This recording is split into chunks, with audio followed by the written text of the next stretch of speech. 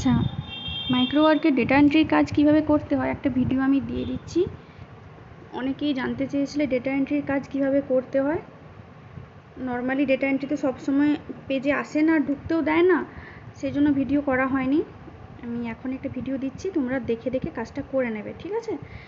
আচ্ছা, ফার্স্টে একটা জিনিস বলে দিই, ডেটা এন্ট্রিতে কিন্তু আমি যে ভিডিওটা দিচ্ছি রুলসটা আমি বলে দিতে পারি, কিন্তু পার্টিকুলার এই কাজটাই তুমি পাবে না, কারণ এখানে যেমন ডেটা থাকবে তোমাকে সেইভাবেই এন্ট্রি করে কাজটা করতে হবে। এবারে তুমি যে কাজটা করছো সেটা দেখো, অ্যাকসেপ্ট করার পর এই যে তলায় দেখো গ্রিন কালারে ক্লোজ লেখা আছে, এখানে যাবে, ঠিক আছে? পেজটা একটু উপরে যাও।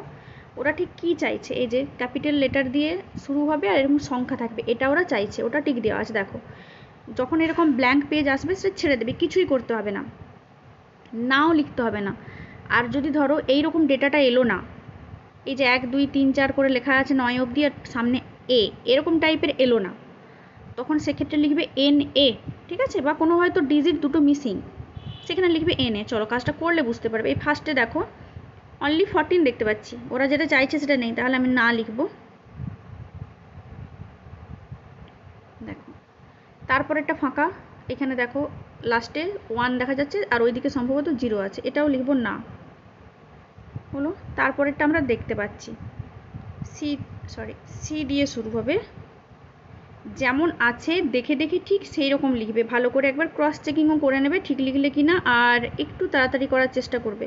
ওরা টাইম দেয় তোমাকে 10 মিনিট, কিন্তু 10 মিনিট টাইম তোমার থাকে না। দেখো আমি মনে হয় একটা বেশি লিখে ফেলেছি, ওই জন্য নিল না, দেখে নিচ্ছি। 4 পরে একটা 1 আছে, আমি দুটো 1 দিয়ে দিয়েছি। এরকম করে দেখে দেখে পুরোটা লিখবে। তারপরে এটা সম্ভবত ওটা আই লেখা আছে, ক্যাপিটাল আই।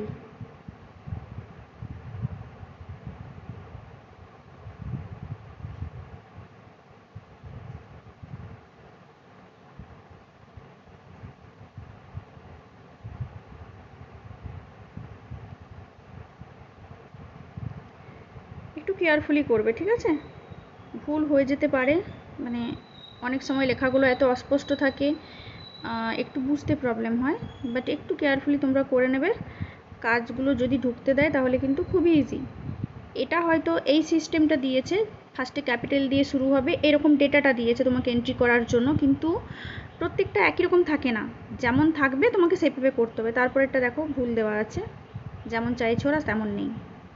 দেখো এই হয়ে গেছে আমার ডেটা এন্ট্রি, প্রত্যেকটা আমি ডেটা এন্ট্রি করে ফেলেছি, ঠিক আছে? এই যে সাবমিটের অপশানটা কিন্তু ওপরে আছে আর নিচে আছে স্কিপ।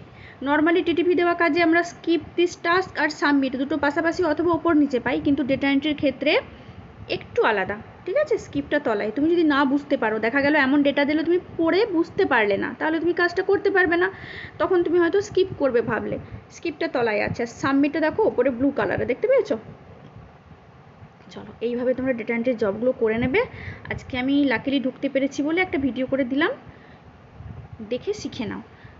যে ডেটা এন্ট্রি তোমরা করবে ওপরে এরকম দেওয়া থাকে রুলসটা, ঠিক আছে? কোন রুলসটা মেনে আমরা এই ডেটা এন্ট্রিটা পুট করবো সেটা কিন্তু এখানে তোমরা পেয়ে যাবে।